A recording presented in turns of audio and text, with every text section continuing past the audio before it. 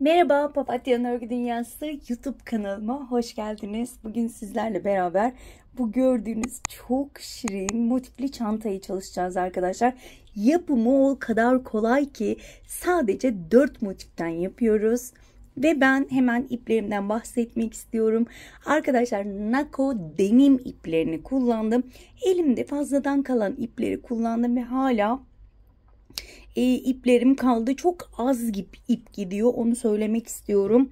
Ve 3 milimlik tığ kullandım arkadaşlar. Şöyle bir etiket ve şöyle de bir çıt çıt ekledim. Hemen içinin de genişliğini göstermek istiyorum. Sizler içine astar takabilir ya da terzilere taktırabilirsiniz. Şöyle minik bir top yaptım. Bunu ister takabilirsiniz, ister takmayabilirsiniz. Bu topun linkini de, yapım linkini de hemen açıklamalar bölümüne ekliyorum. O linke tıklayıp topun yapılışını da oradan izleyebilirsiniz diyorum ve hemen bu güzelliğin yapımına geçmek istiyorum. Yapımına geçmeden önce hemen ölçüleri de vermek istiyorum. Aklıma gelmişken şöyle hemen motiflerin ölçülerini vermek istiyorum ilk başta. Birleştirme sırasıyla birlikte motiflerin ölçüsü 12 santim arkadaşlar. Şöyle çantanın eni 14 santim boyu, eni ise 23 santim. Bunu da es geçmek istemedim arkadaşlar. Evet, isterseniz hemen bu güzelliğin yapımına geçelim. Evet arkadaşlar, öncelikle sihirli halkayla başlıyorum. İpimi halka haline getiriyorum. Birleştiği noktadan tutuyorum ve halkamın içine tığımı geçirip 3 tane zincir çekiyorum.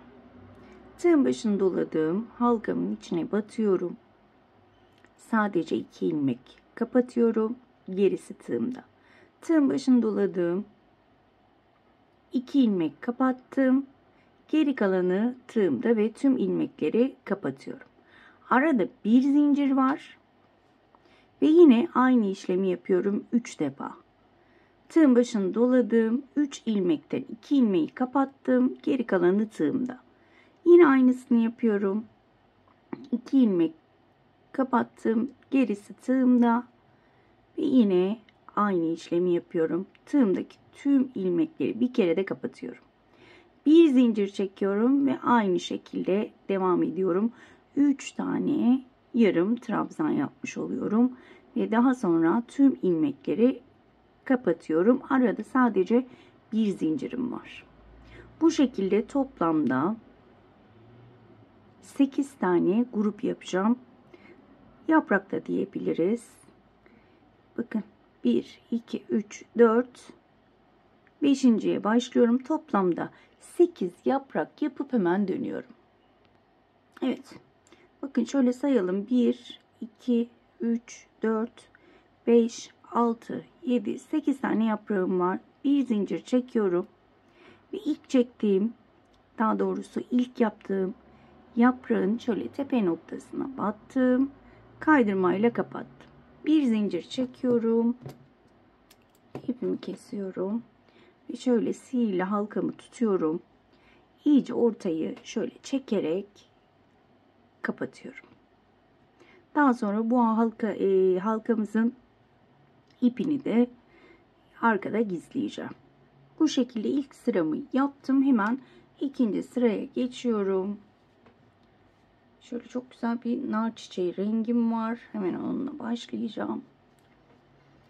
Yine ipime bir düğüm atarak başlıyorum. Bakın çektiğimiz bir zincirlik bölümler var yaprakların arasında. Hemen herhangi bir zincirlik bölüme bağlıyorum. Burada 2 veya 3 zincir çekebiliriz. Bakın arkadaki ipi de şöyle yürüteceğim. Yine aynı işlemi yapıyorum. Buraya bir tane yaprak yapıyorum. 2 ilmek kapatarak daha sonra hepsini kapattım. Yine burada aralarda sadece bir zincirim var. Bir zincir çekiyorum. Hemen diğer tarafa geçiyorum. Tüm bir zincirlik boşlukların içine 2'şer tane yaprak yapıyorum. Aralarda birer zincir olacak. Evet. Kapattım.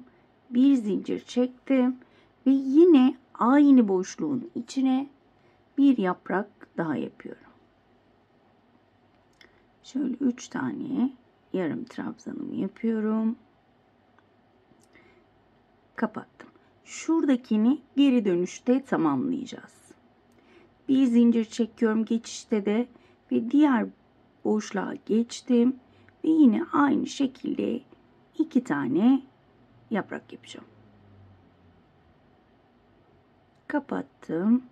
Bir zincir, aynı boşluğun içine bir yaprak daha yapıyorum. Evet.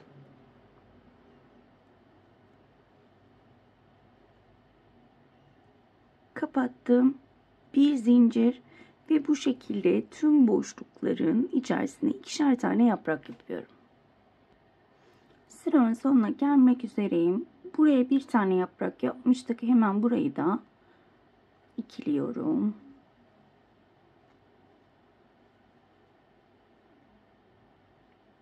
Kapattım.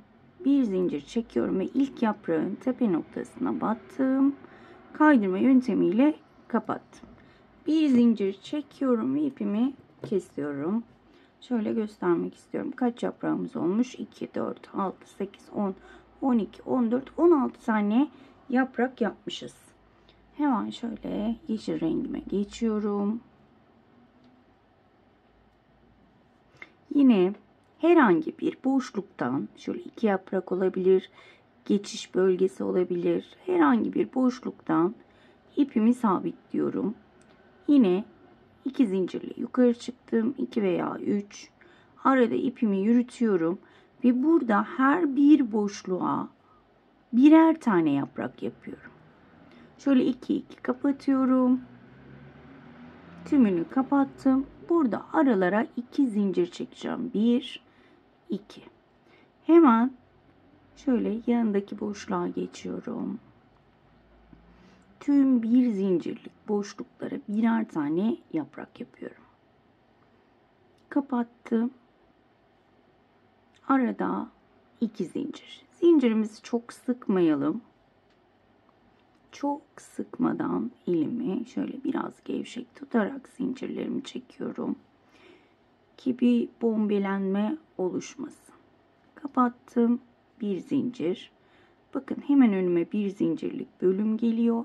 Çok aralara zincir çekmek istemiyorum. Çünkü boşluklu bir motif olmasını istemiyorum arkadaşlar. Evet. Gördüğünüz gibi tüm boşluklara birer tane yaprak yapıp hemen dönüyorum. Evet arkadaşlar, sıramın sonuna geldim. Yine 2 zincir çekiyorum. Ve ilk yaprağın tepesine şu şekilde batıyorum. Kaydırma yöntemiyle kapatıyorum. Bir zincir çektim. İpimi kesiyorum. Hemen şöyle göstermek istiyorum.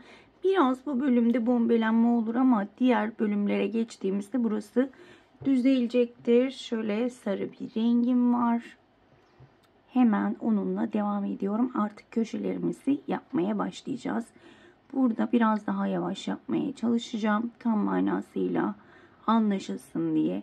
Yine 2 zincirlik boşluğa battım. Burada 1, 2, 3 zincir çekiyorum. Şöyle yine ipimi yürüteceğim. Ve burada üçlü trabzan yapıyorum. 2 tane üçlü trabzan yapıyorum. Çektiğim zincirle beraber 3 tane üçlü trabzanım olmuş oldu. Şimdi burada hemen diğer boşluğa battım. 3 tane ikili trabzan. Yani bir kez doluyorum ve 2 kere de kapatıyorum. 2, 2 kapattım. 2, 2. Hemen önümdeki boşluğa tekli trabzan. Yani tığın başını doladım, battım. 3 ilmeği aynı anda kapattım. Tığın başını doladım, aynı anda 3 ilmeği kapattım. Buraya 3 tane tekli trabzan. Hemen diğer bölüme geldim. 3 tane ikili trabzan.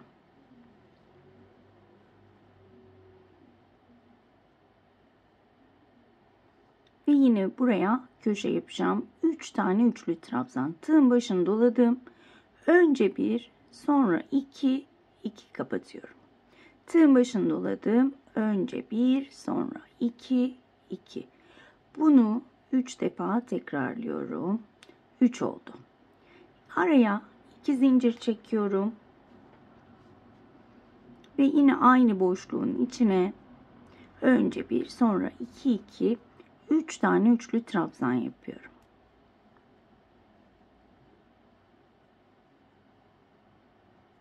Şurayı tekrar göstermek istiyorum. Bakın buraya 3 tane ikili trabzan. İlk boşluğa. Köşeden sonraki ilk boşluğa 3 tane ikili trabzan. Bir sonraki boşluğa 3 tane tekli trabzan. 1, 2, 3. Diğer boşluğa geliyorum. 3 tane ikili trabzan.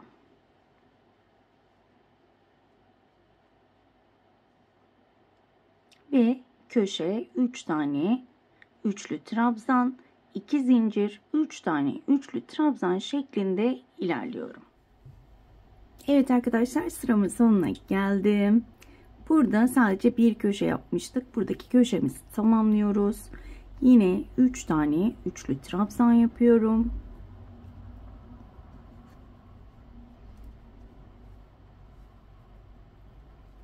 Evet.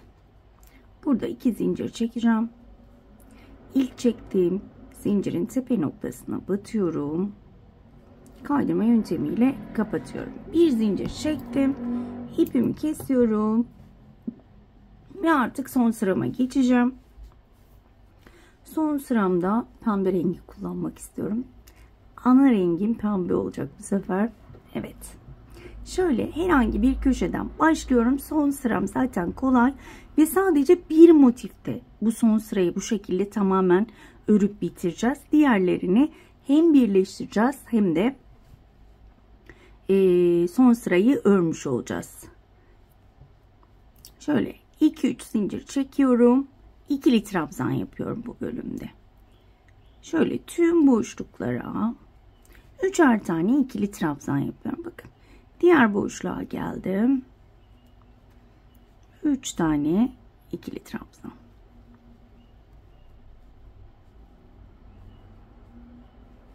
Diğer boşluğa geçiyorum. 3 tane ikili trabzan.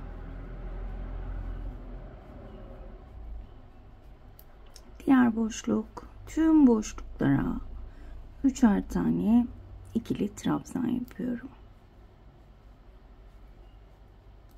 Son boşluğa geldim.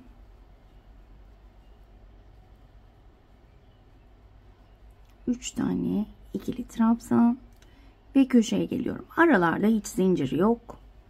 3 tane ikili trabzan.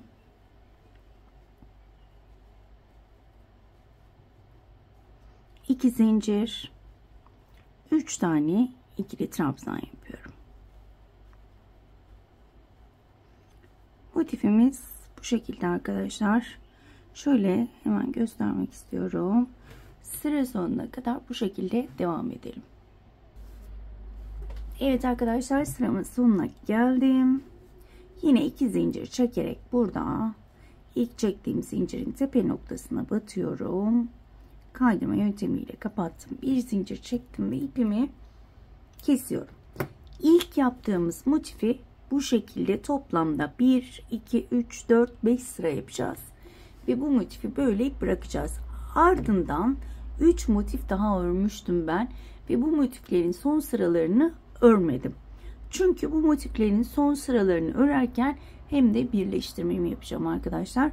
Ben şöyle hemen şu motifi alıyorum.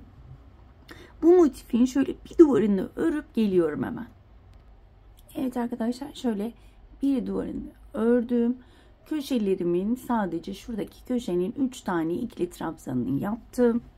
Hemen şöyle motifimi alıyorum. Burada bir zincir çekiyorum. Ve hemen diğer motifin şöyle tam 2 zincirlik bölümünden ilmeği geçirdim. Bir zincir çektim. Hemen bir tane ikili trabzan yapıyorum. Bakın burada da 3 tane ikili trabzan var. İlkine battım. İlmeği içinden geçirdim. Tığın başını doladım. İkinci ikili trabzanımı yapıyorum. Karşıdan ikinci ikili trabzanın tepesine battım. İlmeği içinden geçirdim. Üçüncü ikili trabzanımı yapıyorum. Ve bakın karşısındaki üçüncü trabzanın tepesine batıp içinden ilmeği geçirdim. Tığın başını doladım. Hemen ikinci boşluğa batırdım. İlk trabzanımı yapıyorum. Yine aralarda zincirim yok. Ve karşılıklı gördüğünüz karşısına gelen ilk trabzanın tepesinden battım. İkinciyi yapıyorum. Bakın onun da ikincisine batıyorum. Yani tam karşısındakine. Üçüncüyü yaptım. Üçüncü ikili trabzanımı hemen karşıdaki üçüncü ikili trabzanın tepesinden battım. İçinden geçirdim. Bu şekilde devam ediyorum. Eminim ki anlaşıldı. Bu birleştirmeyi ben çoğu videomda gösteriyorum zaten. Beni takip eden arkadaşlar bu birleştirmeyi hatırlayacaktır. Yeleklerimde, bluzlerimde hep bu birleştirmeyi kullanıyorum. Çünkü gerçekten çok hoşuma gidiyor ve çok kolay. Dikmekten daha kolay arkadaşlar. Ben dikiş dikmeyi çok sevmiyorum. Ama bu birleştirmeyi gerçekten çok seviyorum. Bu şekilde hem benim kolayıma gidiyor hem de çok güzel bir görüntü vermiş oluyoruz. Bu şekilde sıra sonuna kadar devam ediyorum. Gördüğünüz gibi. Şöyle hemen uç kısma gelene kadar devam edeceğim. Evet arkadaşlar, ben şuraya kadar birleştirdim. Şurada kafanız karışmaması için burayı beraber yapmak istiyorum. Bakın buraya geldim. Bakın tam şu bölümdeyim. Hemen köşeye geçiyorum. Köşenin ilk trabzanını yaptım. Bakın burada da köşenin ilk trabzanını tepesine battım, ilmeği geçirdim. İkincinin tepesine battım, ilmeği geçirdim ve üçüncü ikili trabzanımı yaptım. Üçüncü ilmeğin trabzanın tepesinden ilmeği geçirdim. Şimdi burada bir zincir çekiyorum. Burada hemen 2 zincirlik bölüme battım. 2 zincirlik bölümün içinden geçirdim. Bir zincir çekiyorum ve artık tek başına örmeye başlıyorum. Bakın şöyle çok düzgün bir geçiş sağlamış olduk. Bu şekilde ben tek başına tüm çevresini örüp hemen döneceğim. Şöyle bakın göstermek istiyorum. Evet. Şöyle çevreyi örüp hemen dönüyorum. Evet arkadaşlar, ben birleştirmemi bitirdim. Etrafını ördüm ve ikinci motifime geldim. Şimdi yine bir duvarını ördüm. Bakın bu şekilde birleştireceğim. Bir de şurayı birleştireceğim. Şimdi yine aynı yöntemle başlıyorum birleştirmeme. Bir zincirimi çektim. Hemen şu köşeden başlıyorum. Bir zincir çektim. Az önce yaptığımızın aynısı, çok videoyu uzatmaya gerek yok. Sadece şöyle başlangıcını tekrar göstermek istiyorum. Hızlı yapıyorum önceden gösterdiğim için. Evet. Bakın. Son üçüncüye de batıyorum. Ve bu grubumu bitirdim. Gördüğünüz gibi. Şöyle uç kısma gelene kadar devam edelim. Evet arkadaşlar, bakın. Bu şekilde birleştirdim. Şu köşemin 3 taneyi de en son birleştirdim. Ve burada bir zincir çekiyorum. 2 zincirlik bölümden köşeden geçirdim, içinden geçirdim, bir zincir çektim. Burada ilk trabzanımı yapıyorum köşenin ve hemen şöyle bakın yandaki trabzanın içinden geçireceğim. İkinciyi yapıyorum.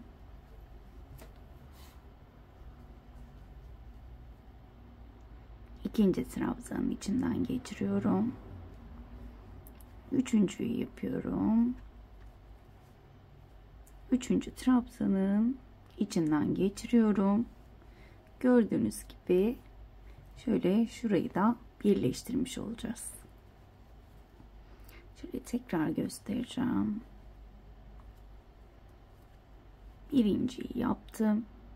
Grubum hemen yanındaki bakın grubun ilkine battım. İçinden geçirdim. İkinci trabzanımı yaptım. Karşıdaki motifin ikinci trabzanına batıyorum. İlmeği içinden geçirip üçüncü trabzanı yapıyorum. Ve karşıdaki üçüncü trabzanın içinden ilmeğimi geçirdim. Ve hemen karşı boşluğa geçiyorum. Şöyle göstermek istiyorum. Hemen bakın hem şöyle birleştirmiş olduk hem de şöyle birleştirmiş olduk. Şuraya kadar hemen birleştirip dönüyorum ben. Evet arkadaşlar bakın bu bölüme geldim. Şöyle hemen göstermek istiyorum. Şu şekilde birleştik ve şu bölüme geldik.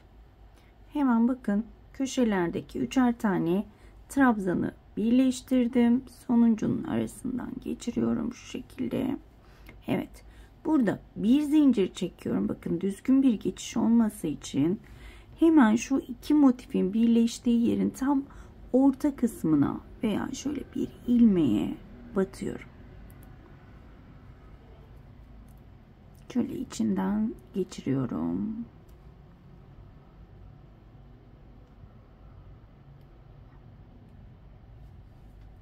Bir zincir çekiyorum.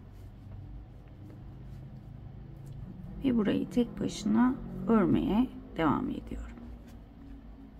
Hemen ben bu bölümü de bitirip döneceğim. Dördüncü motifi de birleştireceğiz. Şurayı tek başına örüp hemen dönüyorum. Evet arkadaşlar gördüğünüz gibi burayı da tamamladık. Şöyle çeviriyorum. Ve önceden yine bir duvarını ördüğüm motifimi alıyorum. Yine 3 tane köşeyi trabzanlarımı ördüm. Burada yine bir zincir çekiyorum. Ve bakın şu taraftan başlıyorum. Bakın şu şekilde ve şurayı birleştireceğiz. Hemen buradan başlıyorum. Zaten birleştirmeyi öğrendik arkadaşlar. O yüzden buraları biraz atlayacağım. Sadece şöyle köşe taraflarını nasıl birleştirdiğimi göstereceğim. Hemen burayı birleştirip dönüyorum. Evet arkadaşlar bakın şurayı da birleştirdim. Köşemin 3 tane ikili trabzanını birleştirdim. Bir zincir çekiyorum. Bakın.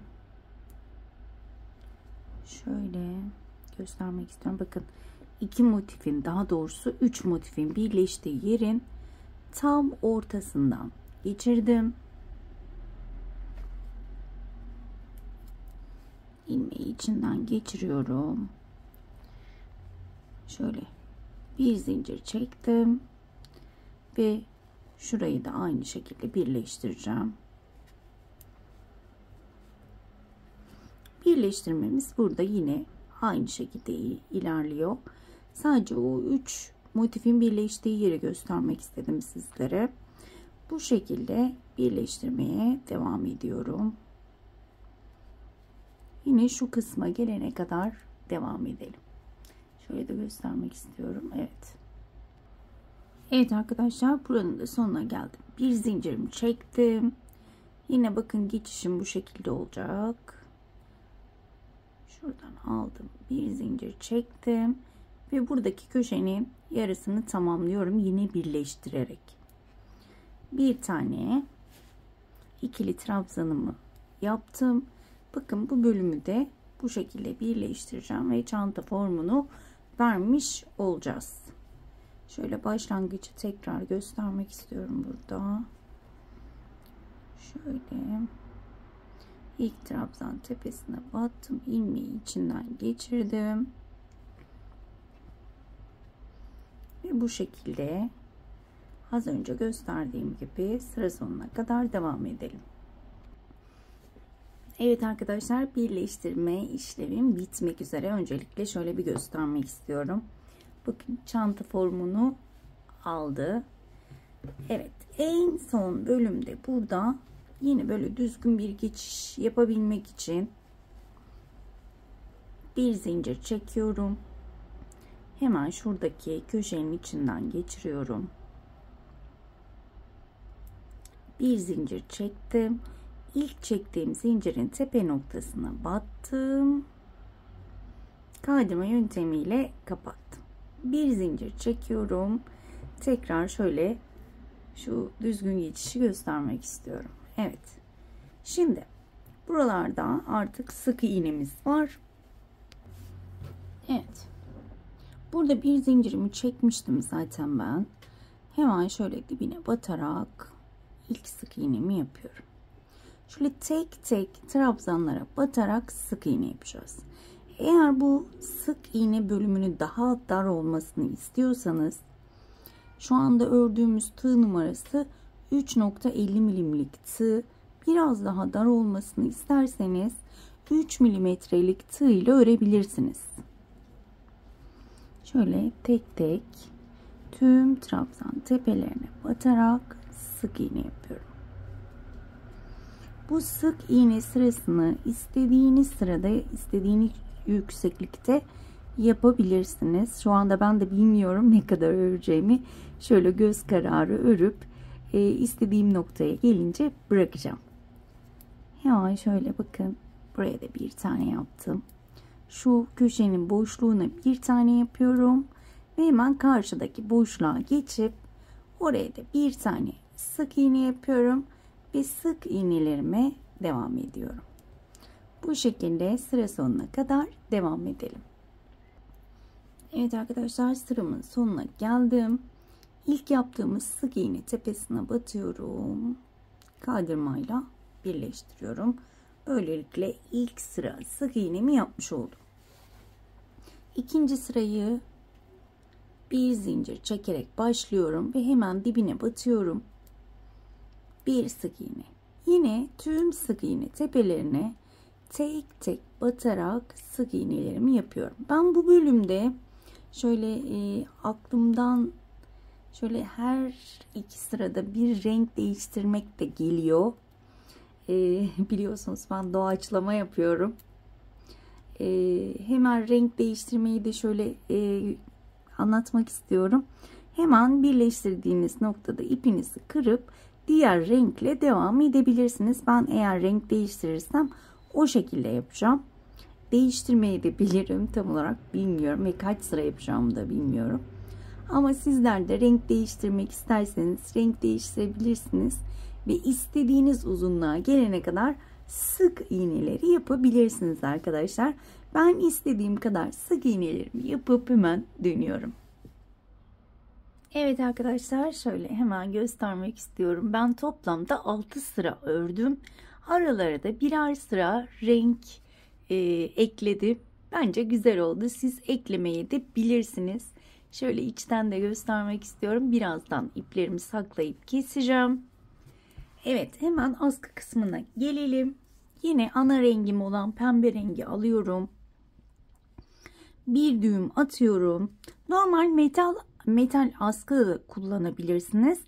Ama ben şöyle yine örgüden bir askı yapmak istiyorum. Bunu nasıl yapacağız? Bakın, şu çizgiyi baz alarak şu çizgiden 1, 2, 3 biraz yakınlaştırmak istiyorum. Evet, bakın şu çizgiden baz alarak 1, 2, 3.'ye battım. Toplamda 5 sık iğne yapacağım.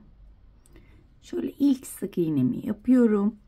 Hemen arkasındaki ipi de yine yürütüyorum aynı şekilde. 2, 3, 4 ve benim için askının kalınlığı 5 tane yeterli olacaktır. Bir zincir çekiyorum. Şöyle çeviriyorum. Hemen dibinden başlayarak bu şekilde istediğim uzunluğa gelene kadar sık iğne ile devam edeceğim. 3 oldu.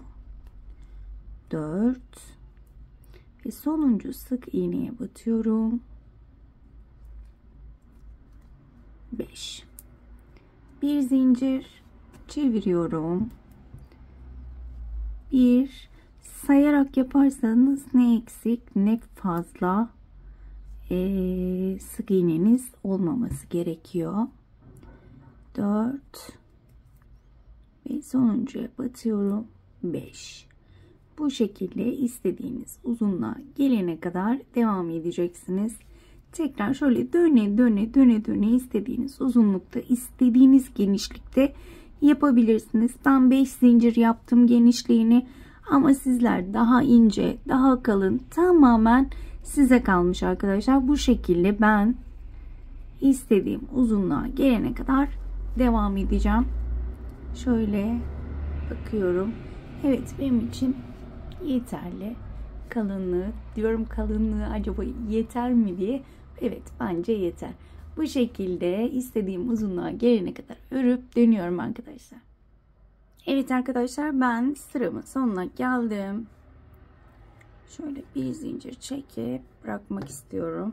Şöyle tam kaç sıra ördüğümü saymadım arkadaşlar. Şöyle hemen size ölçü vermek istiyorum. Şöyle tam dibinden ölçersek 35 santim örmüşüm. Sizler istediğiniz uzunlukta örebilirsiniz. Şöyle hemen geliyorum. Bakın yine aynı şekilde başta olduğu gibi tam şöyle şu hizadan geliyorum. Tam şöyle denk getiriyorum. Bakın şöyle yaptığımda tam yanda olması gerekiyor.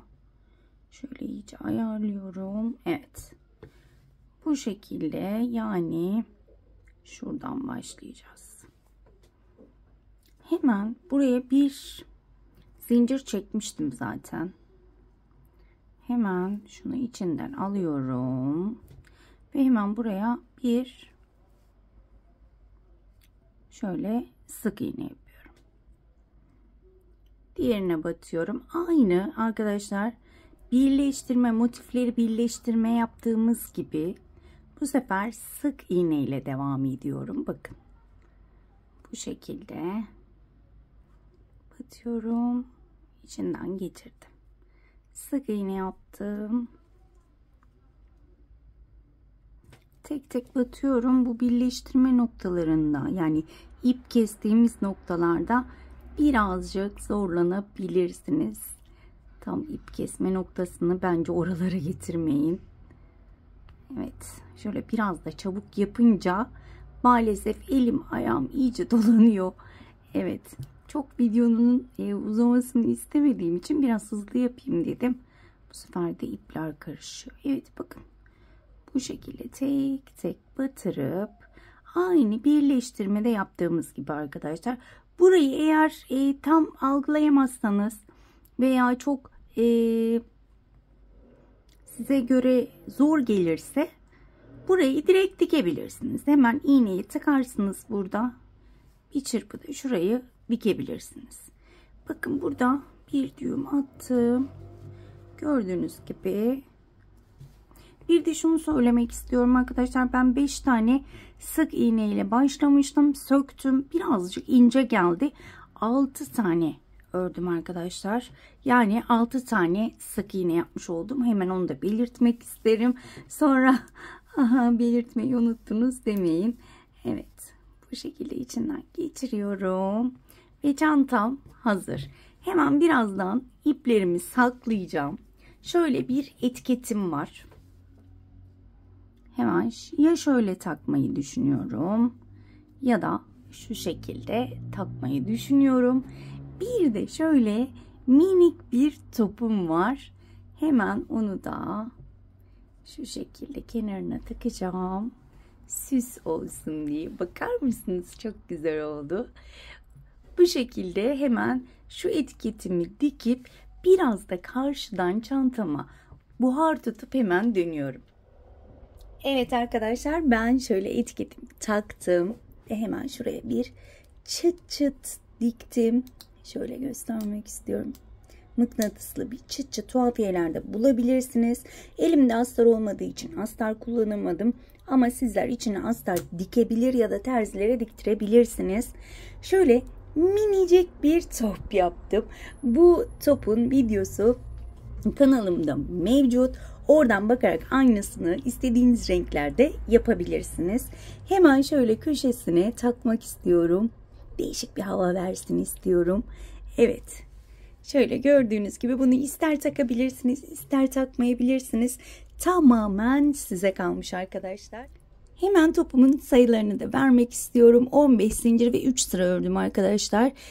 Hemen videonun linkini açıklamalar bölümüne ekliyorum. Oraya tıklayarak bu güzel topun yapımını da bulabilirsiniz. Evet arkadaşlar, bugünlük de bir videonun sonuna geldik. Umarım ayrıntılı bir şekilde anlatabilmişimdir. Umarım anlatımımdan memnun kalmışsınızdır. Bir dahaki modellerde görüşmek dileğiyle. Kendinize çok iyi bakın. Hoşça kalın.